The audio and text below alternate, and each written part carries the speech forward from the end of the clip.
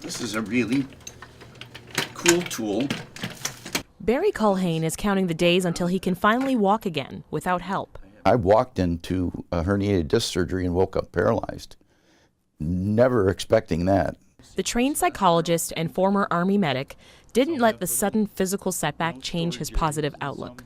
I'm an eternal optimist, so I kind of looked at this like, well, every path has its puddle, and this is going to be mine for a little while. He's made great progress since the incident and thinks he'll be rid of the wheelchair and using only a walker in a few months.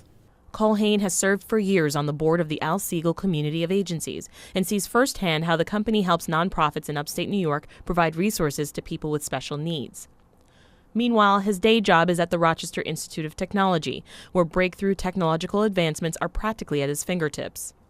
Culhane convinced the two organizations to work together to focus on access and inclusion for everyone. Fast forward a few years, and the partnership between Al Siegel and RIT has contributed to more than 70 effective access technology projects. Dan Phillips is an engineering professor at RIT who spearheads the design projects. Using that technology to provide people, regardless of what abilities they have, better access to the things that we all have access to, is really the effective part. Last year, Phillips sent 2 students to take part in a co-op program. For a semester, they worked full-time at different Al Siegel agencies, observed each workflow, and then began brainstorming. Crystal Mendoza-Paulin and her partner came back to RIT with dozens of ideas. Our first week was actually with the Rochester Hearing and Speech Center, and the first project that actually jumped out at us was the idea of a smart rug. The student noticed some challenges for the therapists working with children with developmental disabilities. Grabbing their attention during class time was one thing, but she says once the kids were removed from the classroom and asked to go for a walk, the lack of focus intensified. So we thought, well, if we could put out like a mat along the hallway and maybe do some lights or other attention, calling, something that would focus them, that would help them just with that motor planning of walking down the hallway with their teachers and other students. The rug is in pieces right now, but the school's industrial design team is hard at work trying to perfect it. The first module would start interacting, emitting lights and sounds. Once the child approaches the first module, it would stop blinking and interacting, and then the second module would start working. Once you get to the second one, the third would start, and then so on. Nearby on campus, the senior design team is working on other inventions. One group is developing an all-terrain walker for people with disabilities like cerebral palsy or multiple sclerosis. They say it will easily trudge through dips and bumps on sidewalks and in parks. So this is just like a prototype? Yeah, so to speak, right? Just something we were using as a testing rig. And this is a ratchet on the actual wheel. And the user will be able to use this lever arm to push themselves along, so they can sit down on the walker and use their arms to push themselves because their legs might not work so well to do that. Each year, the projects are put on display at RIT's Effective Access Technology Conference. It's an event for researchers and developers to share solutions for access and inclusion. The third conference was held last November. And this is the latest one.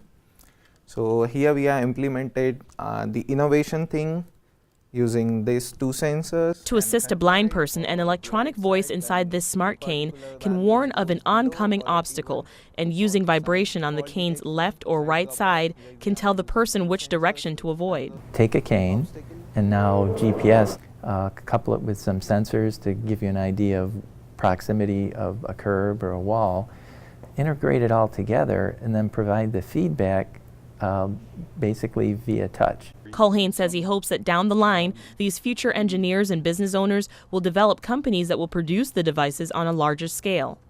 But for the students working right alongside the people who need the technology the most, their fulfillment comes simply from making a difference. One of the things that we focused on was, well, projects, why not work on projects that can help people with various and sundry disabilities?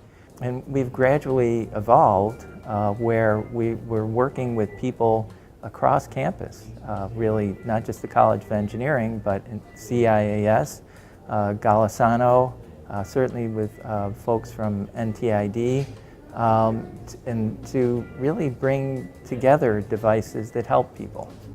probably the best thing that's come out of that have been the students' interaction with the people who need the assistance, if you will. If I just gave them a project and said, okay, we're going to do a crutch or we're going to do a cooling system, they'd look at me, okay, yeah, here's some pretty pictures. They'd be pretty devoid of life, personality. As soon as they go and visit, everything changes completely. All of a sudden, it becomes theirs, and they're really designing for somebody with a lot of passion. What's so unique about RIT, why we would be good at this, is that we have this ecosystem that really is evolving so that we get the ideas, we develop the ideas, we build prototypes, and then we have a mechanism on the business side of things that if it looks like something that would be commercializable, we have a pathway for that. So even though we're doing good, it's sort of a side effect, oh gosh, we're educating them well. So the projects certainly go on beyond the class time. Several of the projects started in several of the idea labs, and they took them on over the course of the summer as part of a co-op, and they brought them into a class, and some of them are working for credit. Many of them are not working for credit. They're just doing it because this is theirs. As Dave leans,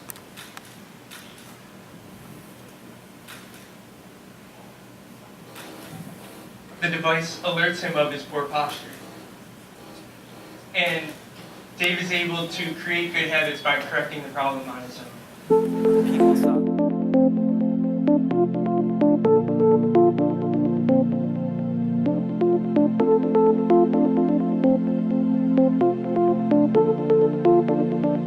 PremiumBeat.com.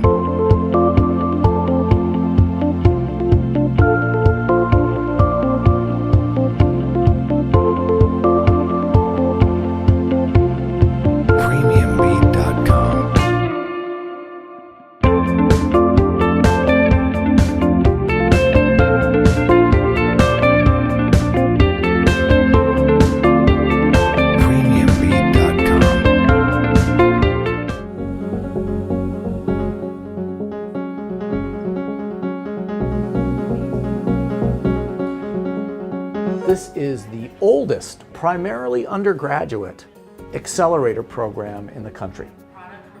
And what the Summer Startup is it's the most intensive program that we have that allows teams of technology, business, design, and other students work on a project and truly understand the value of all of those fields together.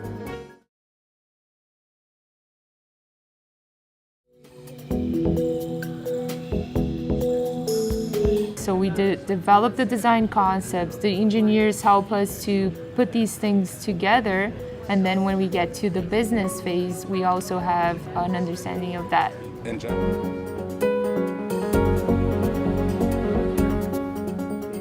This is experiential education at its best.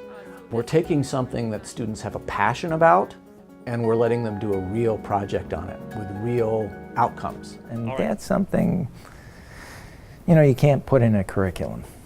As good as the service is, as good as all of the advocacy has been for people with disabilities over the last many generations, we've only come this far.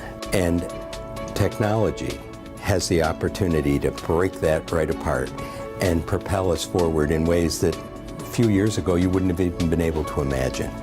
So that's why we're so excited about effective access technology. Just in the short time that we've been exploring ways in which the community providers and RIT might find solutions together, things have been just sort of popping out of the air in ways that you just couldn't hardly imagine. There is more talent, there is more creativity, there are more tools in the toolkit at RIT than almost any place I can imagine. To institutionalize this, watch out. It's going to be great.